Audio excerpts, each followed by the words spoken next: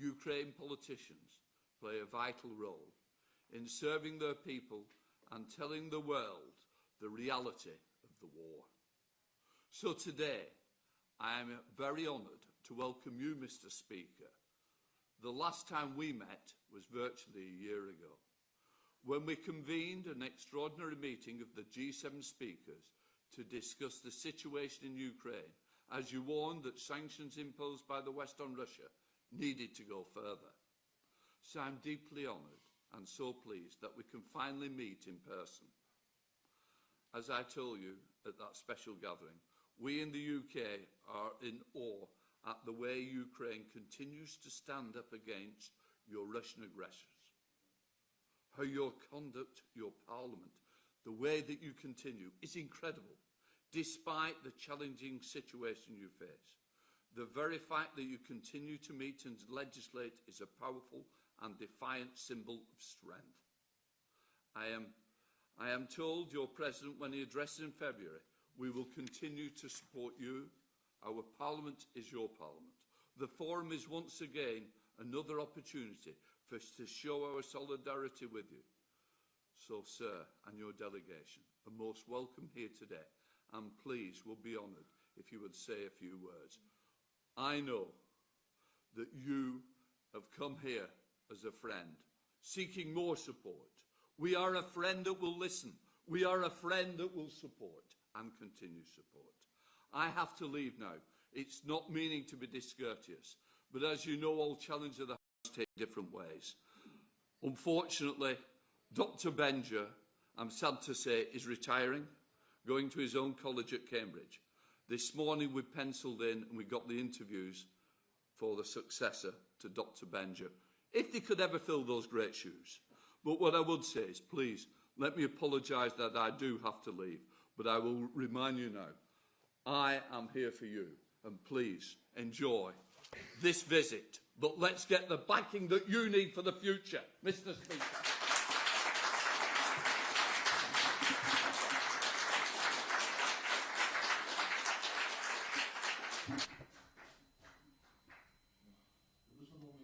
The Right Honourable Speaker of the House, Honourable members of the House of Lords and the House of Commons, dear friends, first of all, allow me to thank you, Right Honourable Sir Lindsay Hoyle, for your initiative and the opportunity to address the members of the UK in this unique circle and to address members of Parliament of the UK.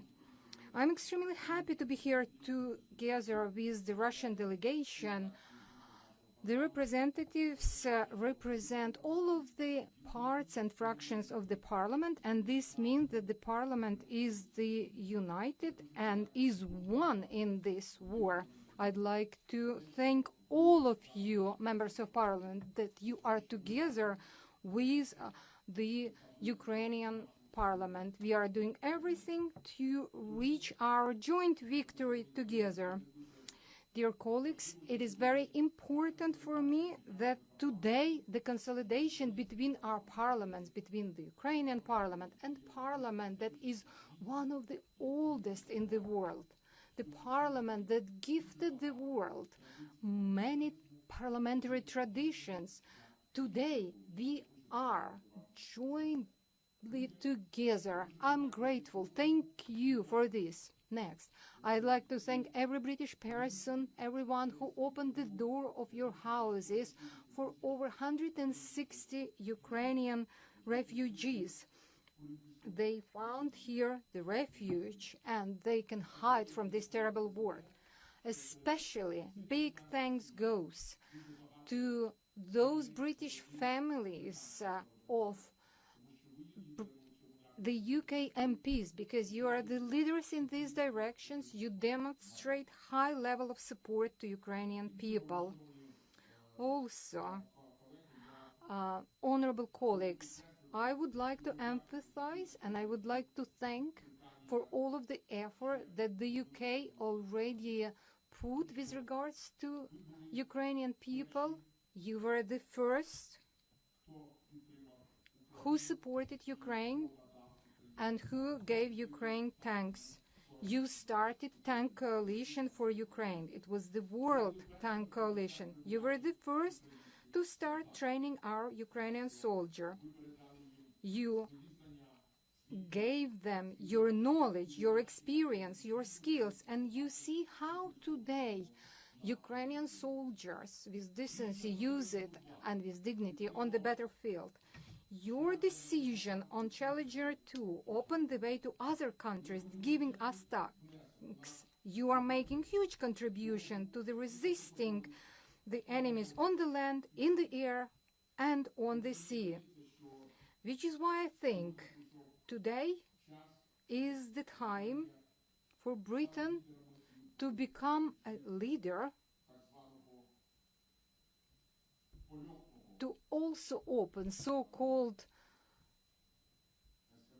flight squadron, to open to Ukraine the door to use aircrafts and also long-range rockets, which is why I will be truly grateful if Parliament also will stimulate the decision on this matter for Ukraine and in support of Ukraine. The thing is, the weapon that you give and the defense means already saved thousands of lives of civilians, and I would like to thank you for this. Today, the whole world admires the bravery of Ukraine, and I would like to thank you for the bravery of the UK people, of British people, because you give such a high level of support to Ukraine. Today is the time to do more radical actions. You know, it's not only about technologization of Ukrainian troops. Only high technologies, complicated weapon can have us to reach the pivotal point on the battlefield, which is why I ask you to support in your parliament the decision in support of Ukraine. We also need to go towards peace. And Ukraine today suggested to the whole world clear formula, peace formula. The author is President of Ukraine, Volodymyr Zelensky. Clear 10 points. They are clear, easy to understand, comprehensive. It's not only easy to suggest to the world, they will bring fair peace on the terms of the country that is a victim of this war. Never confuse who is the aggressor and who is the aggrieved party, the victim. I know that Britain supported this formula on the General Assembly of UN. 141 countries supported many points on this formula.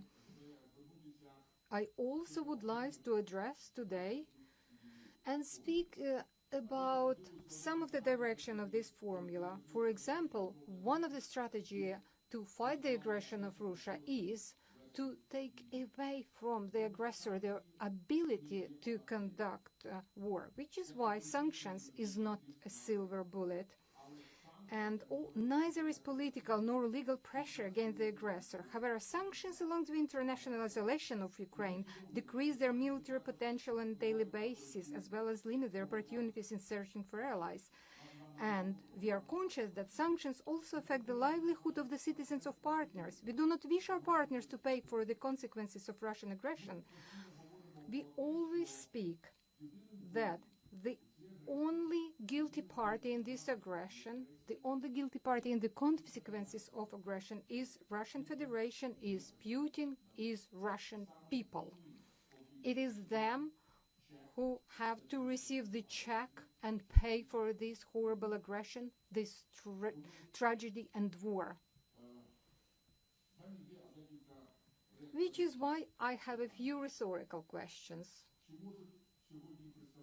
Should the representatives of Moscow's regime be allowed to decide what measures to use in support and restoration of international peace and security?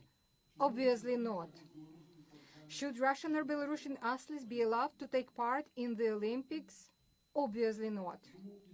Which is why the isolation of Russia from all of the civilized world should be also our joint task.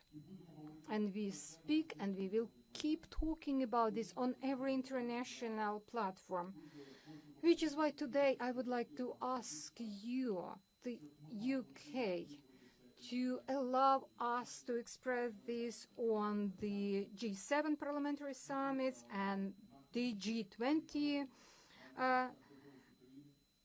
platform, and at any other platform that needs to hear Ukraine voice. And for this opportunity, me, as the head of the Ukrainian parliament, and we, the MPs, today face-to-face would like to communicate this matter to you, honorable MPs.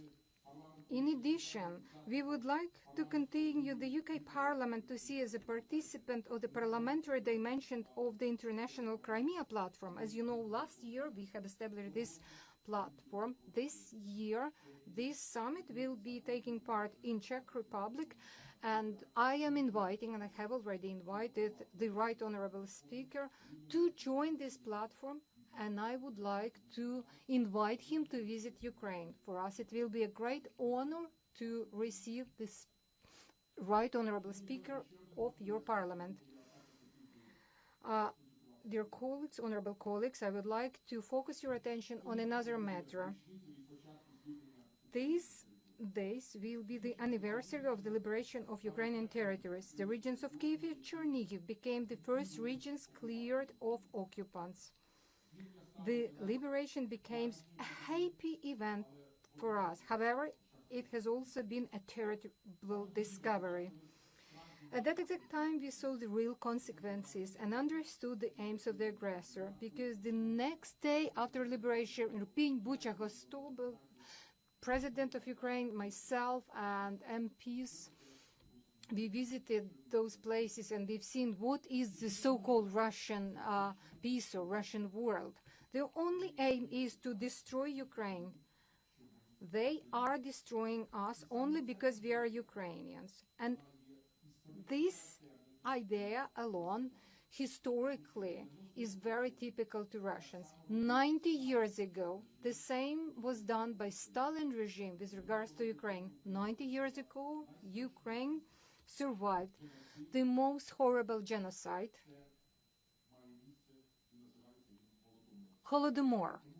This is how we call it, which is why I would like to ask you, honorable members of parliament, it would be big value that today you take the decision to recognize Holodomor as a genocide against Ukrainian people in 1932-33. This historically is connected. This is hatred of Ukraine to everything that is Ukraine. They showed it, demonstrated it 90 years ago. They are demonstrating it today. Honorable colleagues, the only difference is that the tool at the time was famine, and now is mass destruction weapon and crimes, war crimes and crimes against humanity. The victory on the battlefield is very important, but it's not sufficient. For us, it's very important is to reach the victory during legal debates. We want to use all the legal mechanisms so that Russia is defeated legally, so that Russia is recognized as a terrorist country, country aggressor, and the most important is the country that will be held accountable for all of the wars that they commit, crimes that they commit in Ukraine, which is why we applaud to the decision to issue arrest order with regards to Putin and his accomplices, and they have to be held accountable in all of the national and international jurisdictions. For us, it is very important that today United Kingdom not only supported this initiative, but also appealed to other nations to join the work and organize a special tribunal. This tribunal is supposed to investigate crimes of aggressor. Please agree with me that the prosecution of the guilty parties wouldn't be real, and the victory wouldn't be real if they are not prosecuted. Which is why I would like to say, honorable colleagues, Ukraine will win. The democratic world will win. Fairness will be restored. The world has changed. It's unrecognizable now, and we all understand that future security will depend on our ability to establish new guarantees and to protect our citizens. And there is no doubt that Ukraine will play very important and sometimes a leading role in many matters. Soon will be summit NATO, and they will decide on a lot of matters. This can be very good start. It can be defining on Ukraine and the whole North Atlantic community. Today, Ukraine de facto is part of NATO. Ukraine today completes the functions that are based on NATO principles, because now Ukraine defends countries of NATO, paying with the lives of our sons and our daughters. They give life and health to protect you, which is why our membership in NATO will not only benefit the Ukrainian people, it will also will strengthen the alliance, which is why I appeal to you to become the part of the consensus and support our application, and to start immediately work on Ukraine joining NATO, because we only are strong when we are together. I believe in Ukraine. I believe that we will overcome all of the consequences, and I believe that all of this work starts now. This is why I am grateful to United Kingdom and the good outcomes of the conference on the restoration of Ukraine that will be held in London in June of this year. We have the path, the way in front of us, and we will go together, and we will act with dignity together. Thank you for your attention. Glory to Ukraine.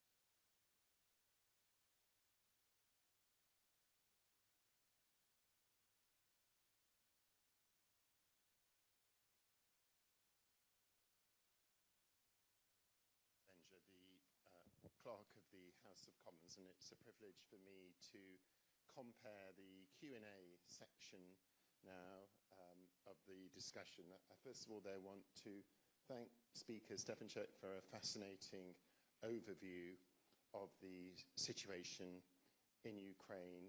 You painted a picture with absolute clarity of the terms of engagement, the terms of war, and the necessary steps to produce peace. It was really interesting for us to hear the historic context, the wider historic overview that you presented. And I thought it was especially interesting that, as well as talking about the necessary military solution to this conflict, you talked in terms of the rule of law and the inevitable, as you saw it, legal consequences, something you as a legal expert, I think, well understand. And then finally, you set it in the wider international context, the possibility of NATO membership and an eventual return to a new world order. So I want to thank you for that. In the room, we have colleagues from all parts of the House services, both House services. We've got members of the House of Commons, members of the House of Lords. We have staff of the House of Commons, staff of the House of Lords. We have MP staff, and we have journalist colleagues. So in this sea of faces, I'm afraid I only know a relatively small proportion, and I probably can't see them anyway. So if you could kindly raise your hands, and then think a microphone will find its way towards you. Could I ask, please, that you ask your questions fairly slowly, because we have interpretation, and that helps the interpreter handle the question and deliver it smoothly. So who wants to go first? I see a hand at the back of the room, so the microphone's going to wing its way down there. If you could introduce yourself as well, please, when you ask your question, that would be very helpful for our guest. Thank you. I'm Baroness Finlay of Llandaff. I'm an independent crossbench peer in the House of Lords. My question relates not so much to the high-level political, but to the grassroots. And I wonder what you feel should be done over the propaganda war that is also going on, and how the West could increase awareness of the war crimes that you've spoken about and of the difficulties, because in social media across Western nations, there is a great deal of grassroots political power.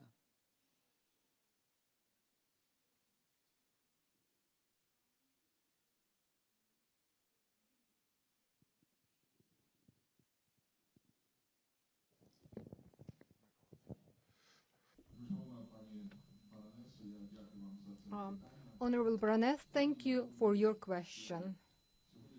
My honest opinion is that this war demonstrated that propaganda is a weapon. It is type of a weapon that very similar to the weapon that used on the battlefield.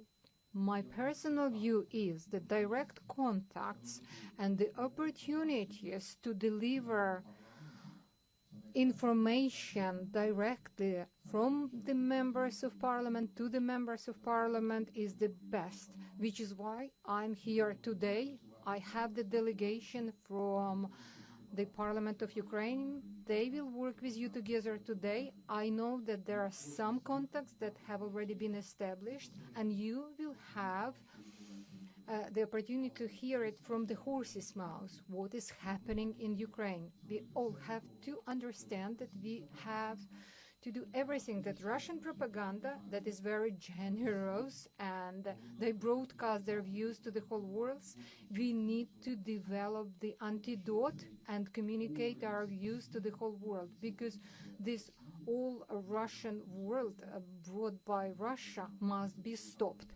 And the war must be stopped with the victory of Ukraine. And after that, we have to have a clear idea of this global security in the global world, and we have to protect the civilized world, and the new rules of the international communication and cooperation needs to be established, and I'm grateful to the UK Parliament. It is very important questions, and we have to find joint answers. Thank you.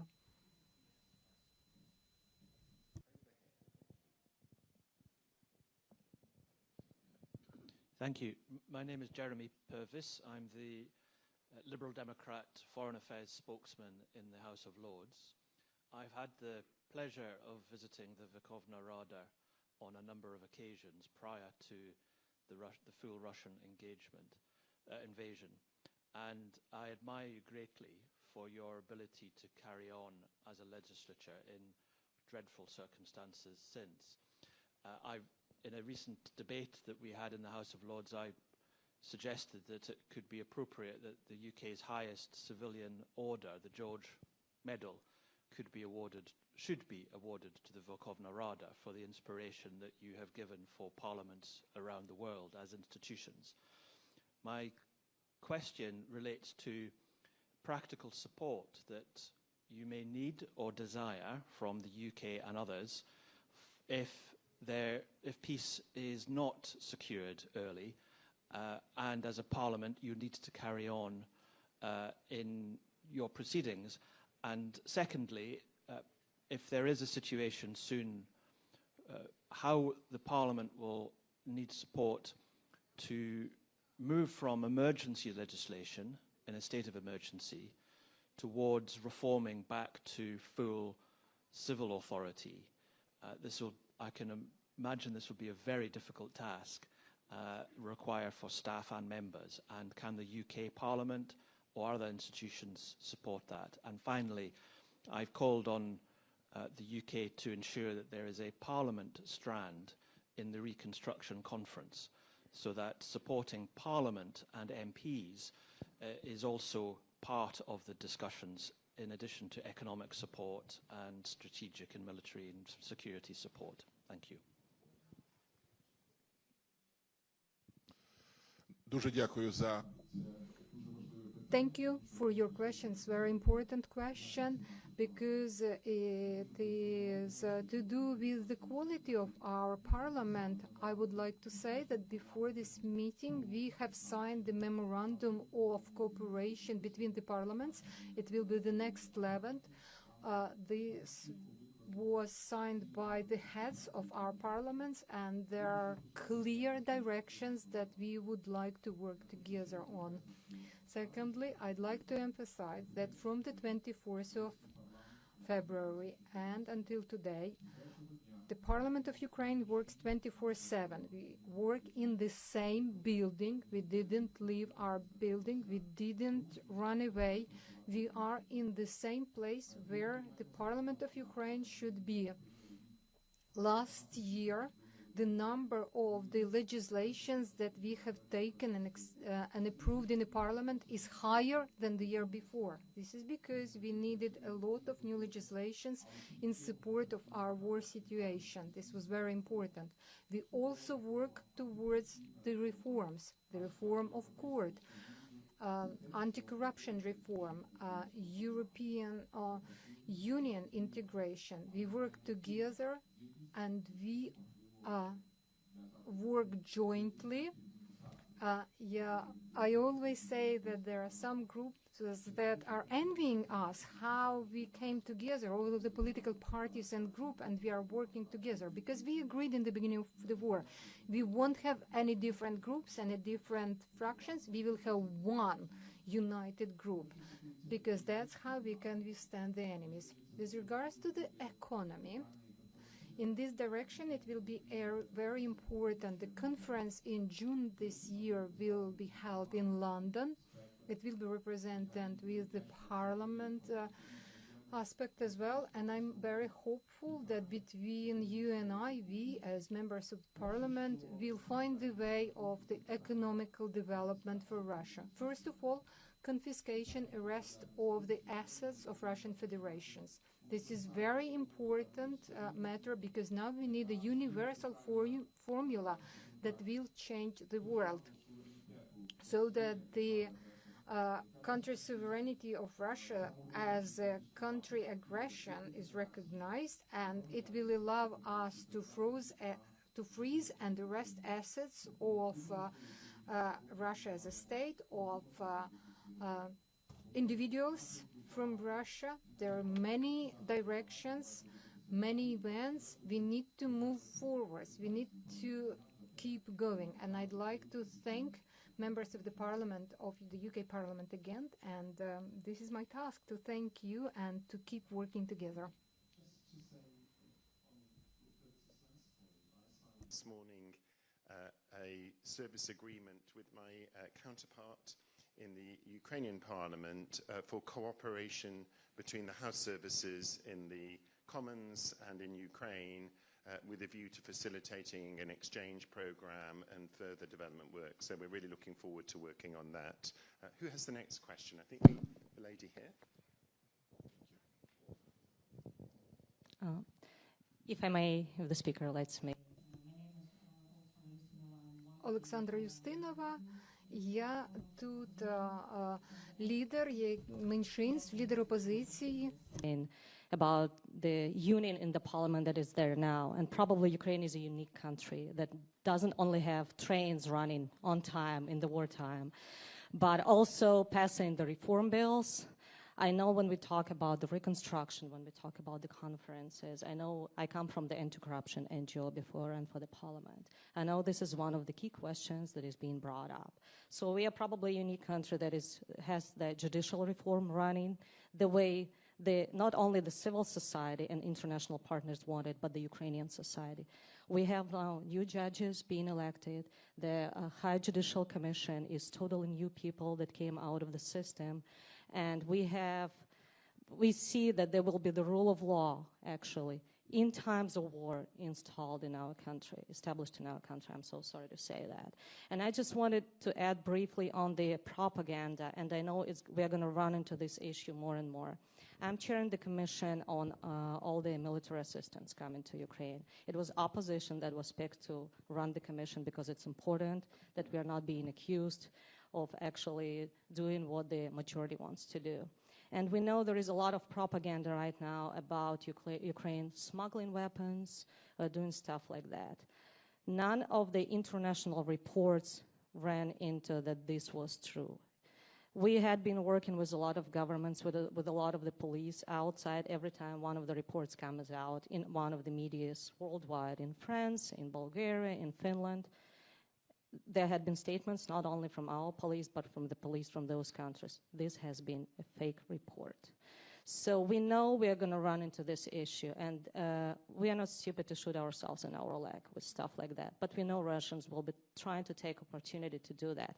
So please, the best thing to do is to contact your counterparts, to do the investigation like the CNN did, who was trying to buy javelins and laws and stingers, and ended up that it was fake. It's impossible to buy that. So we would be really grateful that if you ever have questions, we are there for you, and we are ready to report, to bring all the information up. And we had given all the access to your military on the transparency, monitoring, and launching the NATO systems of logistics, of reporting, that to make sure our international partners who are supporting us now are satisfied with what they get in their reports. Thank you.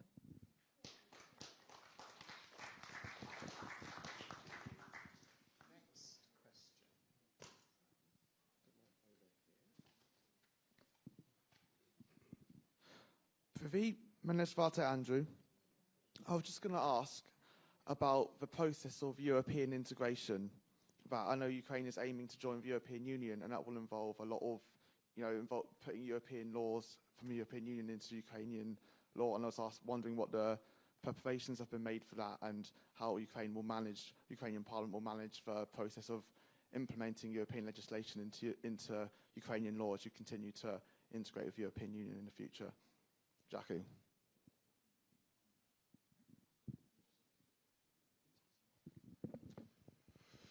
Дякую ще раз. Thank you very much for your question.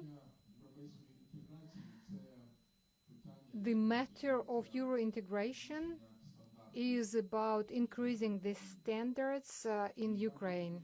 And I would like to highlight the role of the Parliament in this matter. Last year, summertime, we received the candidacy status, and also Ukraine received 7 recommendations that Ukraine was supposed to fulfill so that Ukraine can become a member of EU. On the 13th of December last year, Ukrainian Parliament has made the last legislation, has supported last legislation that was necessary to achieve all of the 7 recommendations.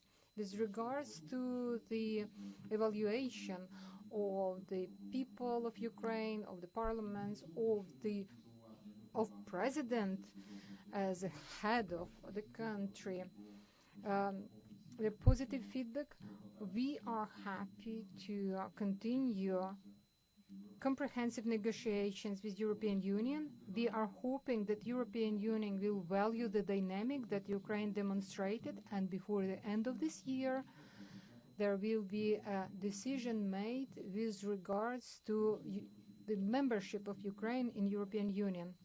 Also, at the end of last year, as a head of the parliament, as a speaker of the parliament, I have sent to all of the leaders of the EU countries with the recommendation that the Parliament of Ukraine made. So we are very confident in these matters, and we also expect on a fair evaluation from European Union.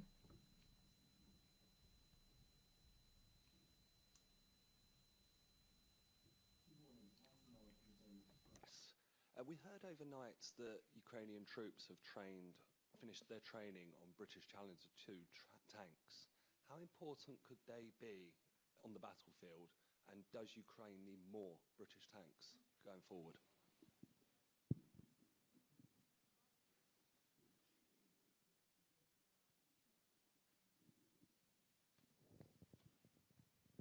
Що стосується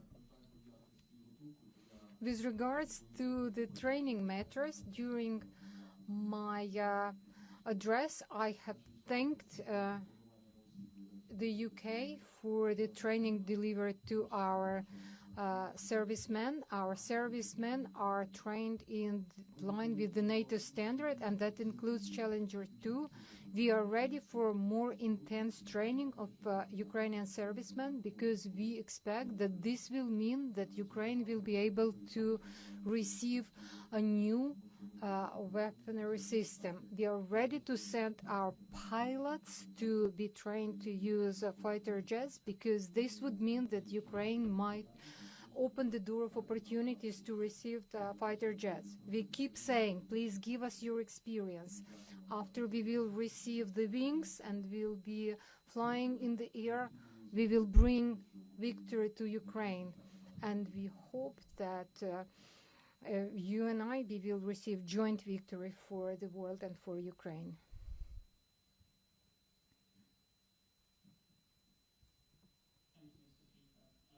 My name is Suraj Samant. I am a researcher for a Member of Parliament in the House of Commons.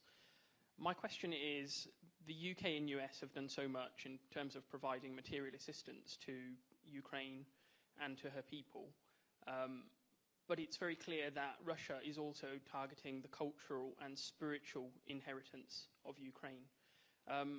What more is it that the UK can do to support freedom of worship and belief? Because it's becoming quite clear that the Russian Federation is deliberately targeting mosques, churches, synagogues, and freedom of worship more widely in Ukraine.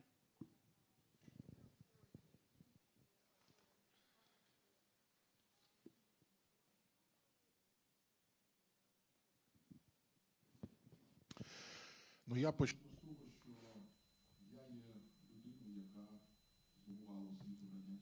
I'd like to start with the topic that I am the person who was educated during Soviet Union. I had access to Russian classics, Pushkin, Dostoevsky, and so on. Today, we have to be frank and honest with the whole world. The Russia bombards us today not throwing the books on our heads, not Pushkin and Dostoevsky. They throw rockets on our heads. People who came to Ukraine, they are barbarian people who never read neither Pushkin nor Dostoevsky. We've seen a lot.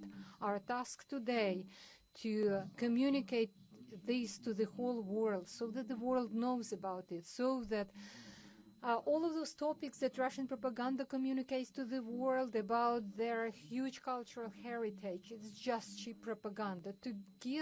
Today, Russian people have nothing in common with this culture or inheritance, big inheritance. Today, what they bring is not the civilization of the 20th century. It's the civilizations of the 19th, 18th, and sometimes 12th century. It's not the civilization we want to go into. We want to be with the civilized world in the future, which is why we do all of this work. And in Ukraine, we already understood what it's about, and we want the whole world to understand this.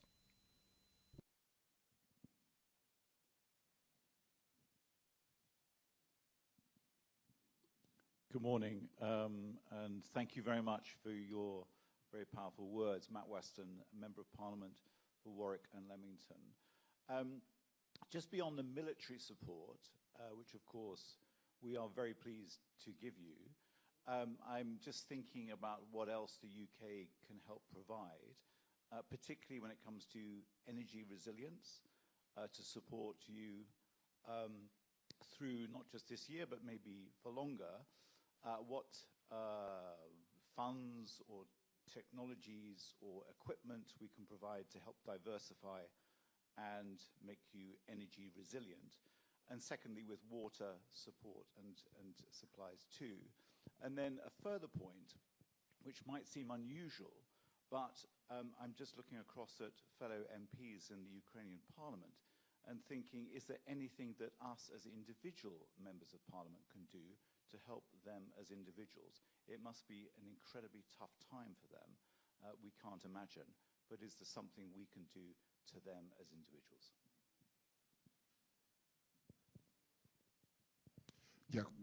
Thank you. I'm truly grateful for this question. I visit a lot of parliaments, and often the most frequent question is, what can we do for Ukraine? This is very important, and Ukraine values such approach and those questions, which is why when we speak, what can we do in other sectors, not only in the military sector, the priority is the restoration of Ukraine. The restoration should be a success story for the whole civilized world, which is why energetic security and safety of Ukraine, technological restoration is important. Ukraine is destroying the environment. It's horrible. The matter with regards to the national critical sites are very important. The restoration, renewal of the economy, important. Financial and bank system of Ukraine is strong.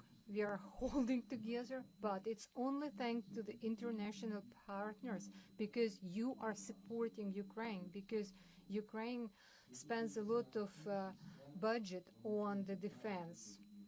With regards to other matters, I say that they are very concretely highlighted in the peace formula, the formula of peace of President Zelensky, because what we need not only to achieve victory, we want not only to survive, we need to win.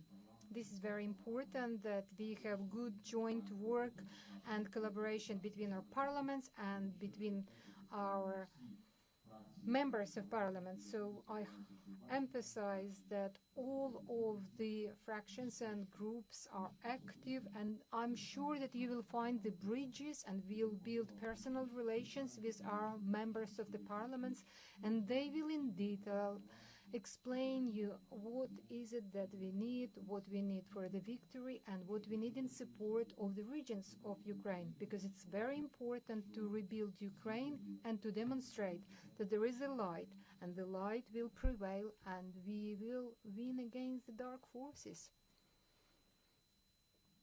Thank you.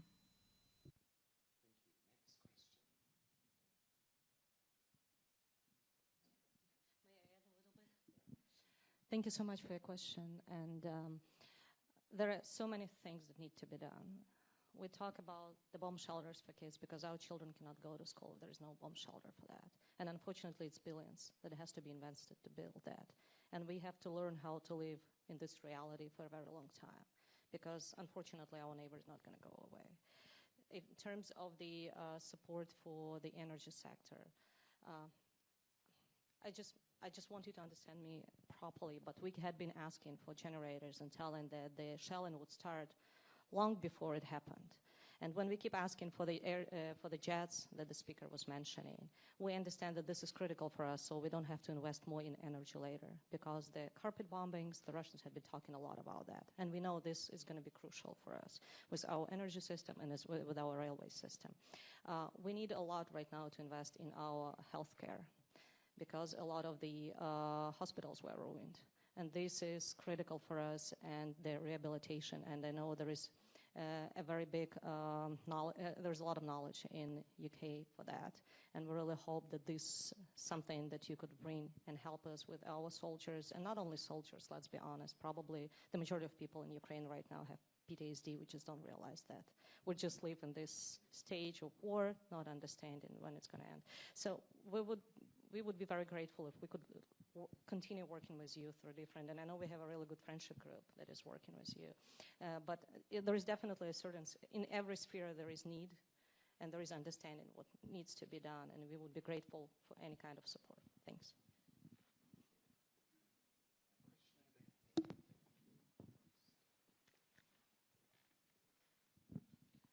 Jonathan Ginocchio, MP for Huntingdon. Thank you, Mr. Speaker. We met last in your capital where you hosted us, and it's very nice to see you here today in Parliament. I'm sure everyone in this room would be very pleased to have heard about the international ICC's decision to prosecute Vladimir Putin. I know that at the same time, concurrently, there is a proposal led by Ukraine for a special tribunal to be set up to prosecute senior Russians for the crime of aggression,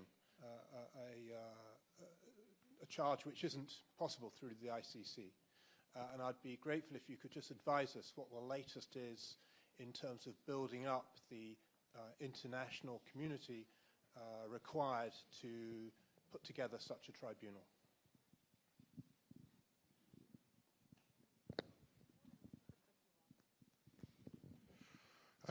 Питання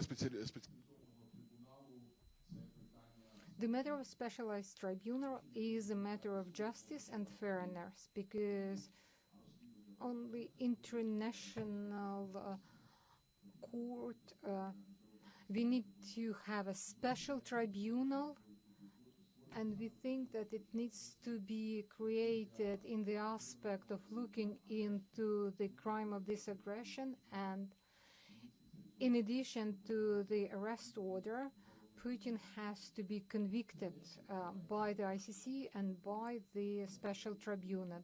There is one word to this: fairness. Fairness needs to be restored. This fairness should demonstrate for you future to everybody that no one in the world has the right to do what they are pleased in the 21st of century, to retailor the borders of democratic country, and the responsibility has to be as soon as possible. With regards to the help, very important that the discussion that is conducted today with regards to the creation of tribunal is supported in every country. This specialized tribunal would should be created. There are mechanisms. I hope that we will come to the joint decision with regards to the format of such specialized tribunal, and the work starts as soon as possible. Our Ministry of Foreign Affairs is doing this work. We are joining the discussions all the time. We expect the decisions of other countries, and we are grateful to Britain. And Britain support this idea of the creation of this special tribunal. And I emphasize one more time, it is very important not only for Ukraine, but for the whole world.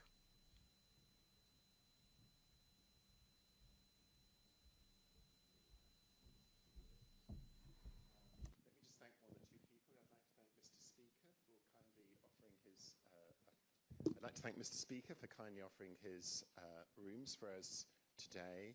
I'd like to thank our translation team who've done a fantastic job, and all the team behind the scenes, particularly the speaker staff who've set everything up today at very short notice. But above all, I'd like us all pleased to thank Speaker Stefchuk for a fascinating overview of events in Ukraine. Thank you so much.